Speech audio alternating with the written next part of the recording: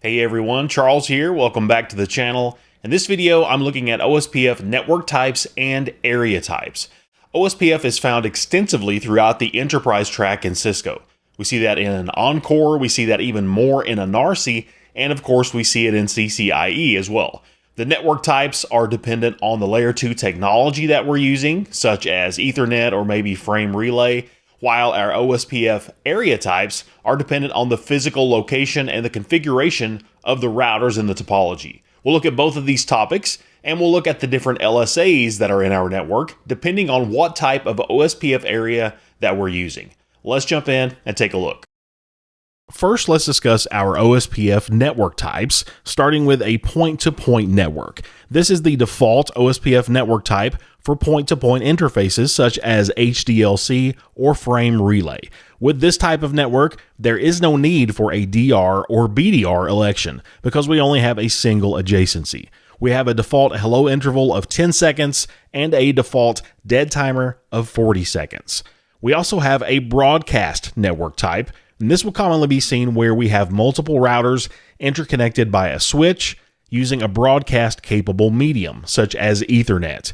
Point-to-point networks don't scale very well, so this is a much more efficient implementation for connecting a large number of devices. This network does elect a DR and a BDR, and we have the same hello and dead interval as a point-to-point network, 10 and 40 seconds respectively. We can use multicast to dynamically discover our neighbors and to form adjacencies without knowing those specific neighbor addresses. We also have a couple of non-broadcast network types. Some of our transport technologies do not support broadcast messages. OSPF can operate in two different modes for that, those being NBMA and point-to-multipoint. NBMA, or non-broadcast multi-access, requires every router in a network segment to be configured with the IP address of its OSPF neighbor. OSPF hello packets are transmitted as unicast packets between these neighbors. This type of network also elects a DR and a BDR to limit the number of adjacencies formed, but we do need to take care with this selection. We need to strategically select a router as the DR that can be adjacent to every other router. Since multicast isn't supported, if we have a router elected as the designated router that doesn't have this potential, then we're going to have problems. So in this case, if you look at the topology we have on this slide, we would definitely want to make sure that R1 is elected as the DR. Another consideration is it doesn't make sense to have a BDR with this network because none of our other routers can take over and form adjacencies with every other router. In this case, we would want to configure our priority in OSPF as 0 on routers 2, 3, and 4. This would indicate that we don't want these routers to participate in the DR and BDR election process. We also have a longer hello interval here of 30 seconds and a longer dead timer interval of 120 seconds. And finally, we have a point-to-multipoint network. You can see that this is visually the same as our NBMA network type, but it approaches the problem of not having broadcast message support in a different way. This network treats all of the routers as if they are connected via point-to-point links, and that requires manual configuration of every router. This type of network does not elect a DR or BDR. Remember that point-to-point networks don't require a DR or BDR, and since these are seen as such, they also do not require this election. One of the advantages of this network type is the fact that our point-to-point links can share a common subnet. We also have a hello timer of 30 seconds and a dead timer of 120 seconds. Let's look at our OSPF area types now. So right in the middle of our topology, we see the area we refer to as the backbone area, OSPF area 0. This is the core of our OSPF network, where all of our other areas are interconnected and through which any traffic between areas would cross. We also have what we call standard areas. These are any area that is not a stub-based area. So for example, area 1 here is a standard area. We would also consider the backbone to be a standard area. And we have some different router types that I want to point out as well. We have backbone routers, which are routers with at least one interface in area 0. So in this case, that would be R1, 2, 3, and 4, and also R5 and R8. Internal routers are those that have all of their interfaces within a single area. So for example, R1 or R6 would be considered internal routers. We also have ABRs and ASBRs. ABRs, or area border routers, are routers that connect to more than one area and sit at the border of those areas. These routers maintain a link state database for each area to which they belong. If we go to R5, which is an ABR, and we say show IP OSPF database, we can see the link state database, the LSDB, for this router. And there's going to be two LSDBs because we belong to two different areas. If we look at the top, we see the first one begins for area 0. Below that, we can see the ADV router, the advertising router, and that indicates the router ID of the router that sent a particular LSA. This first group of LSAs are type 1 router LSAs. These are generated by every router in every area, and that's how routers advertise their connected interfaces. So we see these from R1 through R4, and we also see that for R5 and R8 as well, all of the routers in area 0. Next, we see our type 2 network LSAs. These are generated by the designated router on all non-point-to-point links. So in this network, all of my links are configured as the default broadcast type. So there will be a DR and BDR election for every single link here with my gig interfaces. Each of those designated routers, each DR, will collect all of the type 1 LSAs, and it will condense those into a single type 2 network LSA to represent all of the networks on a link. So if we look at the list of advertising routers under our type 2 LSAs, these are all designated routers for their respective links. And all of our links are represented here. So for example, we see the advertising router 2.2.2.2. We see that has a link ID of 12.12.12.2, which is the link between router 1 and router 2. Router 2 is, of course, the designated router based on the fact that it has a higher router ID. Type 1 and Type 2 LSAs do not get flooded beyond an area border router. And remember that R5 is an area border router. R5 being an area border router means that it's responsible for taking all of our Type 1 and Type 2 LSAs and condensing those into a Type 3 summary LSA, which will get flooded into other areas. If we complete some more of our output, we see our list of Type 3 summary LSAs here. You can see that the advertising router in each of these cases is router 5. If we go over to router 6 and we say show IP OSPF database, near the bottom of that output, we see our list of Type 3 LSAs. And in each of these instances, the advertising router is router 5. So this tells us that we have a single area border router between area 1 and area 0, which is of course R5. And we see all of our prefixes being advertised from area 0 here. All of the link IDs represent all of the routes found within area 0. If we go back to router 5, the next section are our Type 4 ASBR summary LSAs. Other routers need to know where the autonomous system boundary routers are located. And if you look at our topology, in Area 1, we see that R7 is an ASBR, and that's the link ID that we see listed here. Type 4 LSAs are generated by an ABR, which is why we see R5 as the advertising router. Continuing down this output, we see the Type 1 LSAs for Area 1, we see the Type 2 LSAs for Area 1, and we see the Type 3 LSAs for Area 1 as well. So we're now looking at the link state database for our other area. Again, we have multiple link state databases because R5 is an ABR. We also see a Type 4 LSA listed here as well. Again, Type 4 LSAs are generated by the ABR to inform other routers of the ASBR router ID, which is what we're seeing here. R5 is the advertising router, being the ABR, and it is advertising router 8 as the ASBR in Area 0. So if we go over to R6 and we complete this output, we're going to see exactly the same thing for our Type 4 LSA. We see the advertising router, router 5, advertising router 8 as an ASBR. Back on router 5, we have our Type 5 AS external LSAs. These are generated by the ASBRs, and they represent any external routes redistributed into OSPF. These are the final sections seen in our OSPF database here on R5. You can see that we have two different ASBRs listed. We have router 7 and we have router 8. So we're seeing all of our redistributed EIGRP networks here as Type 5 LSAs. Finally, we have Type 7 NSSA external LSAs, NSSA being short for Not So Stubby Area.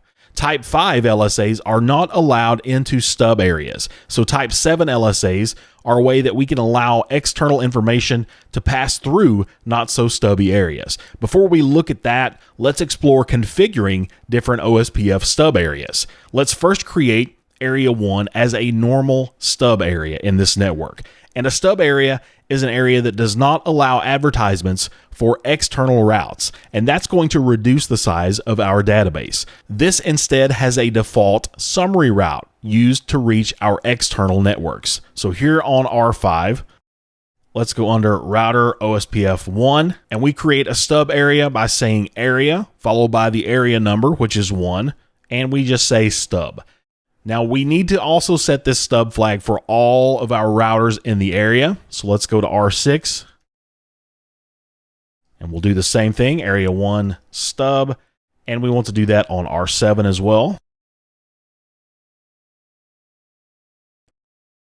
And that's all completed. You see we have a forced reset of our adjacency. Just to make sure we have up-to-date database information, I'm going to say clear IP OSPF process. And I'll again say show IP OSPF database. We no longer see our Type 5 LSAs for the external networks. Notice we have Type 1 LSAs, we have Type 2 LSAs, and we have Type 3 LSAs, and that's the end of our output. No more Type 5 LSAs. We instead have an additional Type 3 summary LSA that we see here at the top of that list.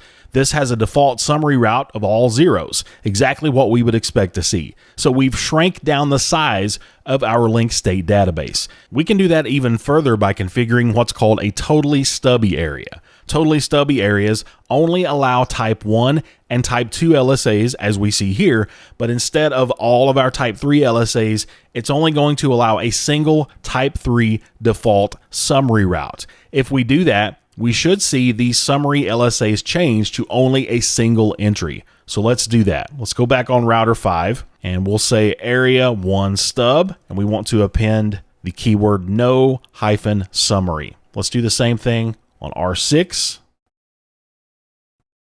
I forgot my hyphen on that one. No-summary.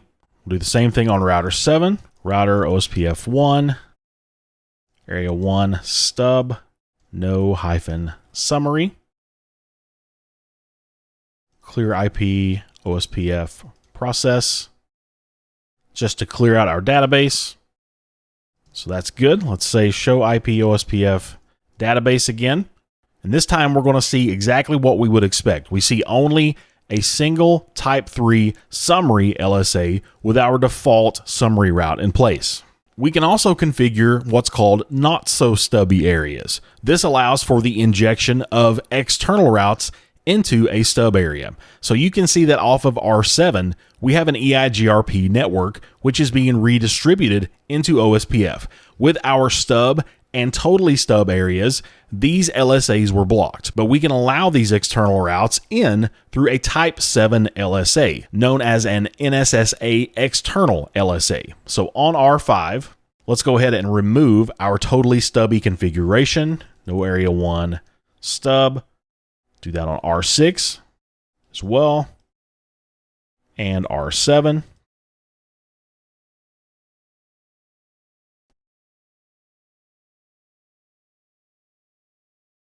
I'm going to reset my processes. Now let's go back and configure all of these as not so stubby areas. Router OSPF 1, area 1, and we want to say NSSA. We'll do the same on R6 and R5 as well.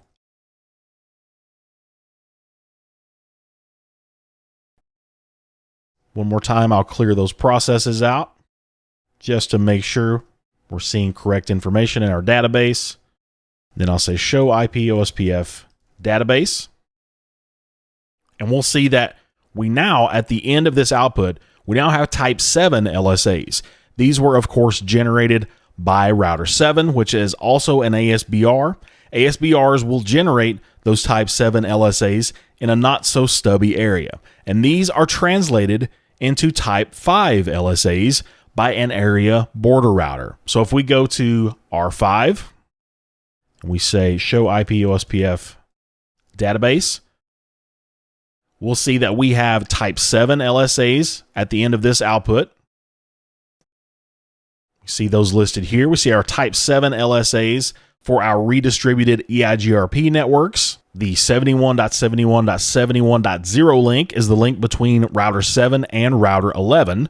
And down below that, we also see a type 5 LSA for this same network. Router 5, being an ABR, is going to translate this information into type 5 LSAs and advertise that out to neighbors. So if we go over to R1 and say show IP OSPF database,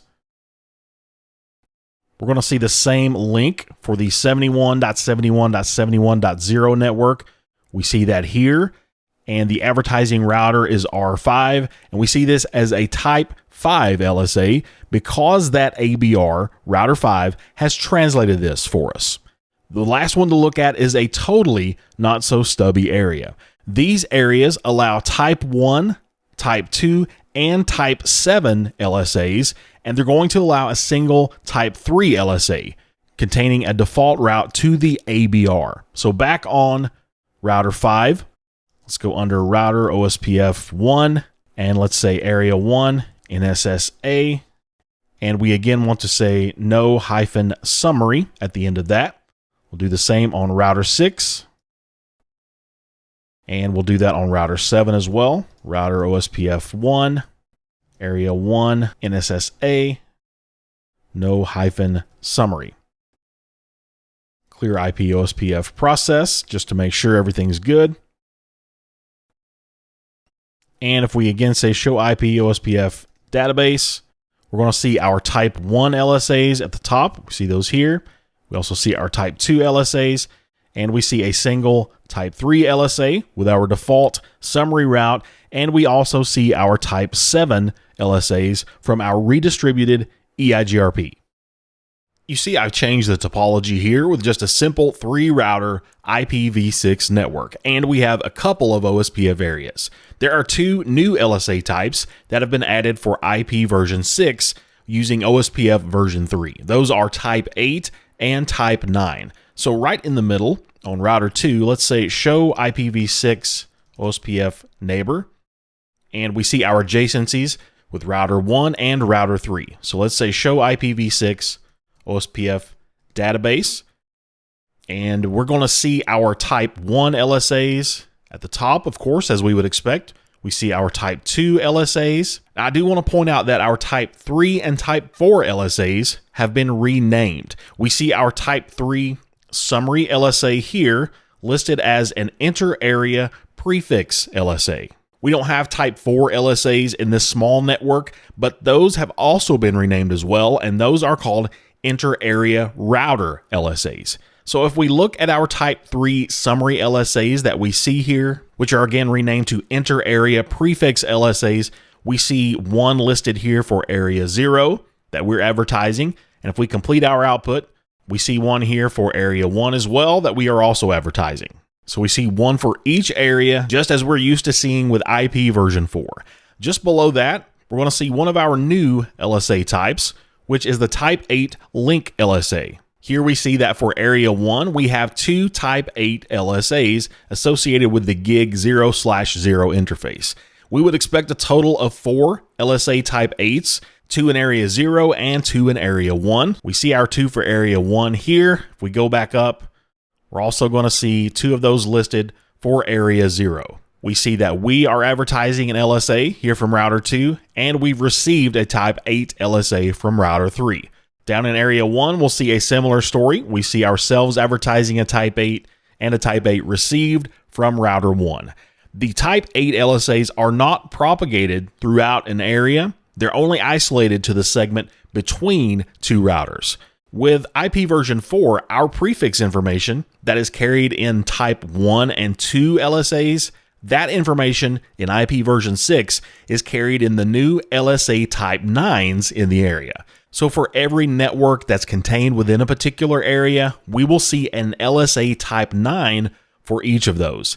These LSAs are called intra-area prefix LSAs, and we see those here. We see one here for area 1, and if we go up, we see one here also for area 0. These new type 9 LSAs are used to describe the actual prefixes in each of our areas. So that's a rather involved look at OSPF network types, router types, area types, and LSAs. I hope you found this content useful, and I want to thank you sincerely for watching.